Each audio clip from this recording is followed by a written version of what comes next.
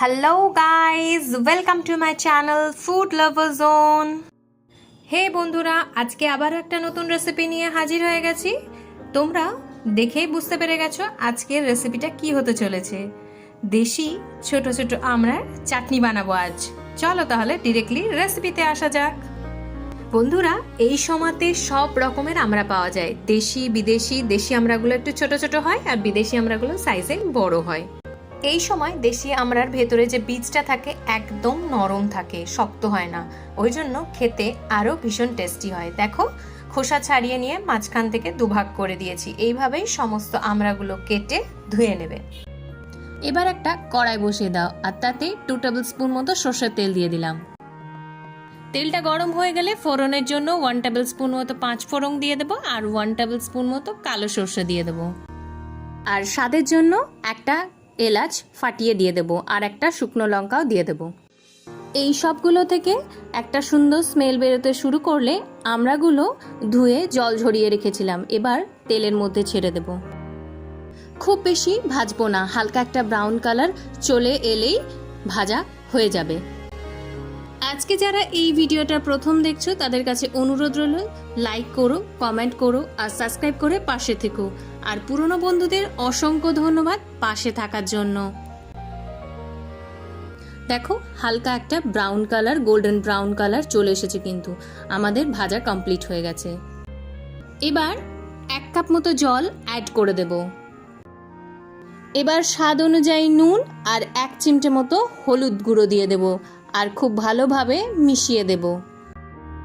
বন্ধুরা, আমি এখনো কিন্তু চিনিটা অ্যাড করিনি। আমি এখানে পুরো 1 বাটি মতো চিনি দিয়ে দেব। চিনিটা এখানে তোমরা দেবে স্বাদ অনুযায়ী, কারণ আমরা যদি টক বেশি হয় তাহলে চিনির পরিমাণও কিন্তু বেশি লাগবে।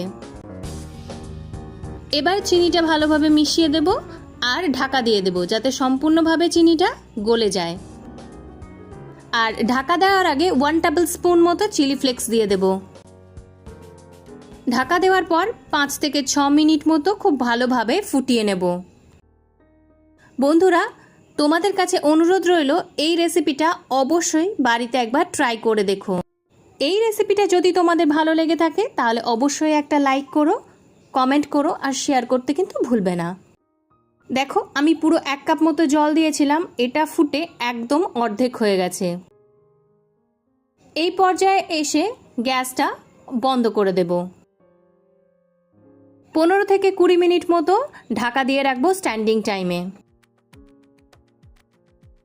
স্ট্যান্ডিং টাইমে রাখার পর এটাকে আধ ঘন্টা থেকে 45 মিনিটের মতো ফ্রিজে দিয়ে দেব। এটা ফ্রিজে দিয়ে দিলে আলাদা একটা টেস্ট চলে আসবে। আর চাটনি সবসময় ফ্রিজে দিলে কি হয়, স্বাদে দ্বিগুণ হয়ে যায়।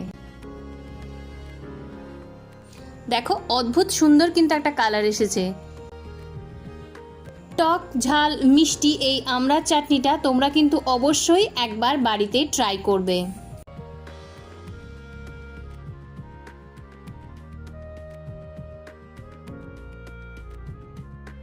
এবার তোমাদের পছন্দ মতো একটা যে কোনো সার্ভিং বল নিয়ে নাও আর তাতে সার্ভ করে দাও ঠান্ডা ঠান্ডা।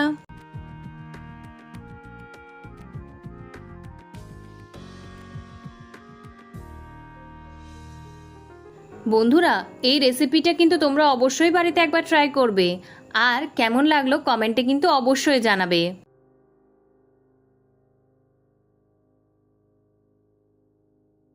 আবারও একটা নতুন রেসিপি নিয়ে তোমাদের সাথে হাজির হয়ে যাব। ততক্ষণের জন্য ভালো থেকো, সুস্থ থাকো আর লাইক, কমেন্ট আর শেয়ার করো। আর আমার চ্যানেলটা সাবস্ক্রাইব করতে একদম ভুলবে না কিন্তু। Till then, see you, bye by.